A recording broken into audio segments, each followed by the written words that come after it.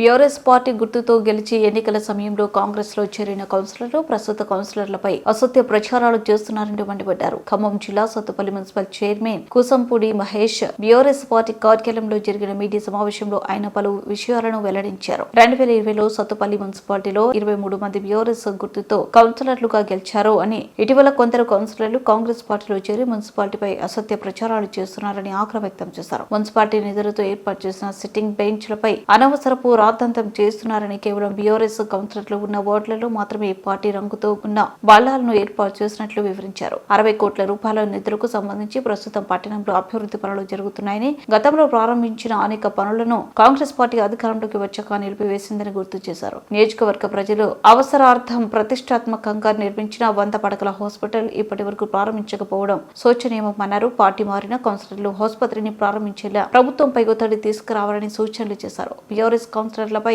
అసత్య ప్రచారాలు, ఆరోపణలు చేస్తే సహించేది లేదని హెచ్చరించారు. పార్టీలోనే కొనసాగి 4 సంవత్సరాలు, 1 సంవత్సరం ఇంకా టైం ఉన్నగా పార్టీ మారారు.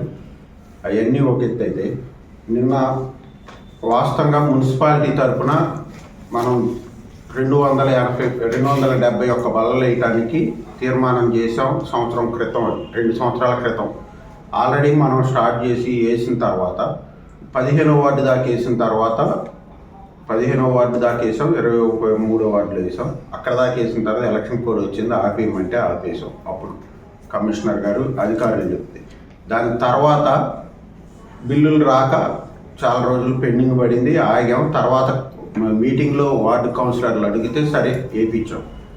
అందరం బీఆర్ఎస్ పార్టీ మీదే గెలిచాం, అందుకనే బీఆర్ఎస్ పార్టీ కలరే వేయించాం. అది కూడా మళ్ళీ ఇప్పుడు స్టార్ట్ చేసిన తర్వాత కాంగ్రెస్ పార్టీలోకి వెళ్ళిన వార్డుల్లో కాంగ్రెస్ పార్టీ వాళ్ళు చెప్పినట్టే వైట్ కలర్ వేసాం, చుట్టూతో గ్రీన్ బార్డర్ వేయమన్నారు. అదేవిధంగా ఇప్పుడున్న ప్రజెంట్ ఎమ్మెల్యే గారి పేరు రాసి వేయించాం. టీఆర్ఎస్ పార్టీ వార్డుల్లో పింక్ కలర్ వేసిన బల్లల మీద మా ఎమ్మెల్యే గారి పేరు వద్దని కొంతమంది ఫోన్ చేసి కమిషనర్ గారికి చెప్పారంట. కమిషనర్ గారు మాకు చెప్పారు, ఇట్లా ఈ టీఆర్ఎస్ పార్టీ బల్లల మీద ఎమ్మెల్యే గారి పేరు ఎట్లా వేస్తారని. వేస్తేనేమో వేయొద్దు అంటున్నారు, వేయకపోతేనేమో వేయలేదు అంటారు.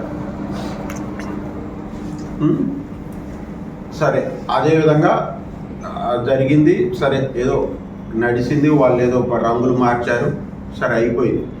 దానికి ముందలే బలాలు వేయకుండా 9,51,000 రూపాయలు కాంట్రాక్టర్ బిల్లులు తీసుకున్నారు.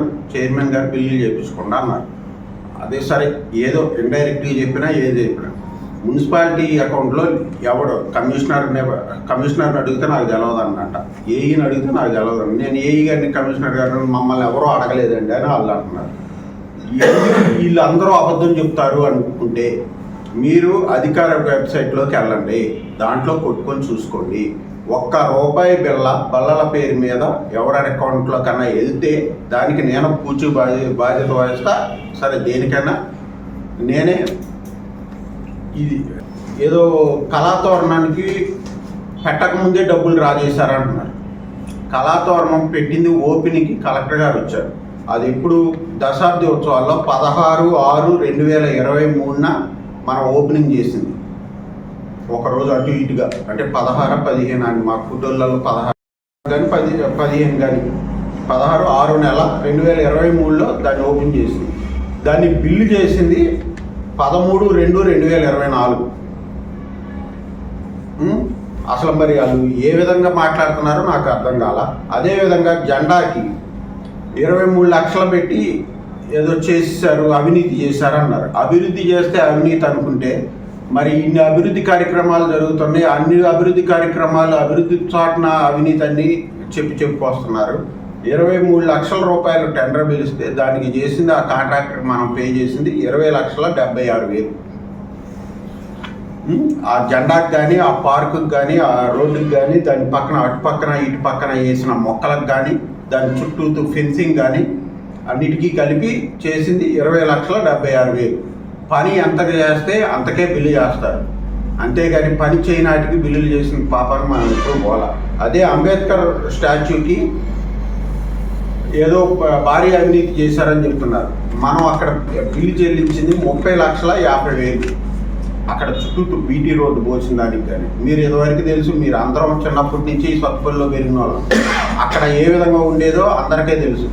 దాన్ని అంతా శుభ్రం చేసి బీటీ పోసినందుకు కానీ, విగ్రహం పెట్టినందుకు కానీ, దాని చుట్టూ దాంట్లో ఎమ్మెల్యే గారు 100 కోట్ల రూపాయలు మినిమం, టీఎఫ్ఐడిసి నుంచి 30 కోట్లు, డిఎంఎఫ్టి నుంచి 20 కోట్లు, మళ్ళీ ఇంకొకసారి టీఎఫ్ఐడిసి నుంచి 5 కోట్లు, మళ్ళీ డిఎంఎఫ్టి నుంచి 25 కోట్లు, ఎంపీ ఫండ్స్ నుంచి 10 లక్షలు, ఎమ్మెల్యే ఫండ్స్ నుంచి 10 లక్షలు మన సత్తుపల్లి మున్సిపాలిటీకి రావడం జరిగింది. మొత్తం దీంట్లో మొత్తం దగ్గర 97 కోట్లు రావడం జరిగింది. అది దాంట్లో ఇప్పుడు ప్రజెంట్ 60 కోట్ల రూపాయలే పనులు జరుగుతున్నాయి. మిగతాయి మొత్తం గవర్నమెంట్ మార్చడంతోనే క్యాన్సిల్ చేశారు. డ్రా చేసిన అన్నారు. ఒక్కసారి వెళ్ళి ఎవరి అకౌంట్లో పడినాయో చూపిమన్నారు.